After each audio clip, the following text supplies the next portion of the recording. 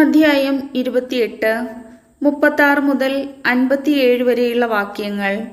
നിന്നെയും നിനക്ക് അധിപനായി നീ വാഴിക്കുന്ന രാജാവിനെയും നീയോ നിന്റെ പിതാക്കന്മാരോ അറിഞ്ഞിട്ടില്ലാത്ത ജനതയുടെ ഇടയിലേക്ക് കർത്താവ് കൊണ്ടുപോകും.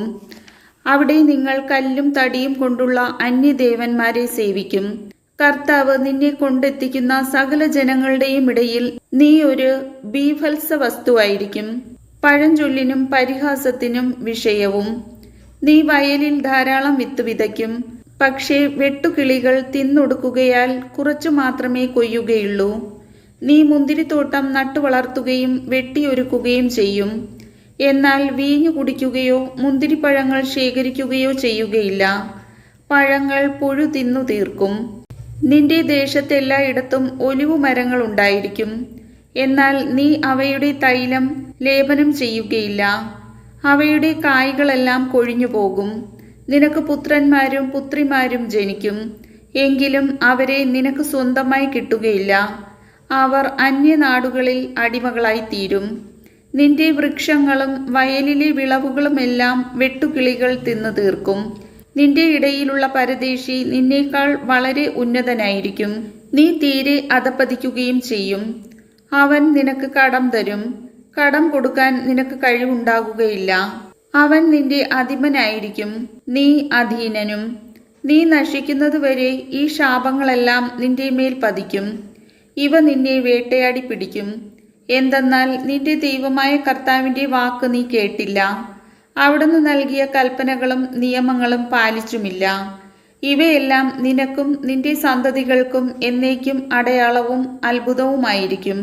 എല്ലാറ്റിനും സമൃദ്ധി ഉണ്ടായപ്പോൾ തികഞ്ഞ ആഹ്ലാദത്തോടെ നീ നിന്റെ ദൈവമായ കർത്താവിന് ശുശ്രൂഷ ചെയ്തില്ല.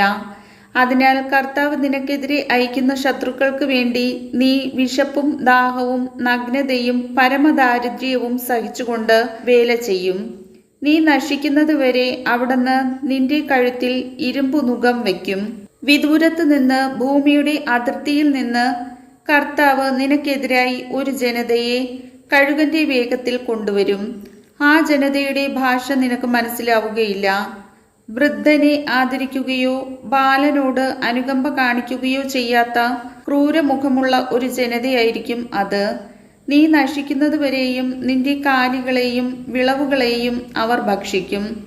നിന്നെ നിശേഷം നശിപ്പിക്കുന്നതുവരെ അവർ ധാന്യമോ വീഞ്ഞോ എണ്ണയോ കാളക്കുട്ടികളെയോ ആട്ടിൻ കുഞ്ഞുങ്ങളെയോ നിനക്ക് വേണ്ടി അവശേഷിപ്പിക്കുകയില്ല.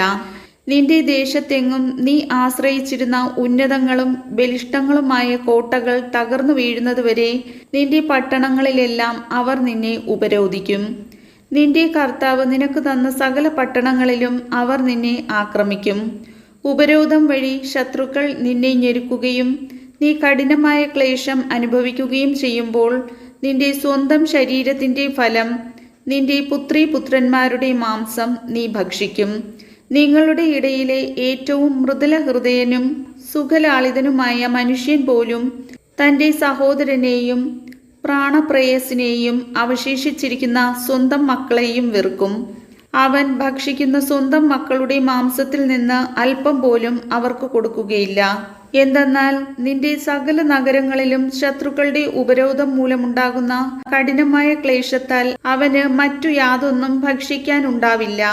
നിങ്ങളുടെ ഇടയിലുള്ള ഒരിക്കൽ പോലും പാദം നിലത്ത് ചവിട്ടിയിട്ടില്ലാത്ത അത്രയേറെ മൃദുലാംഗിയും പരിലാളിതയുമായ സ്ത്രീ തൻ്റെ ശ്രേഷ്ഠ ഭർത്താവിനെയും പുത്രീപുത്രന്മാരെയും കരുണയറ്റ കണ്ണുകളോടെ വീക്ഷിക്കും.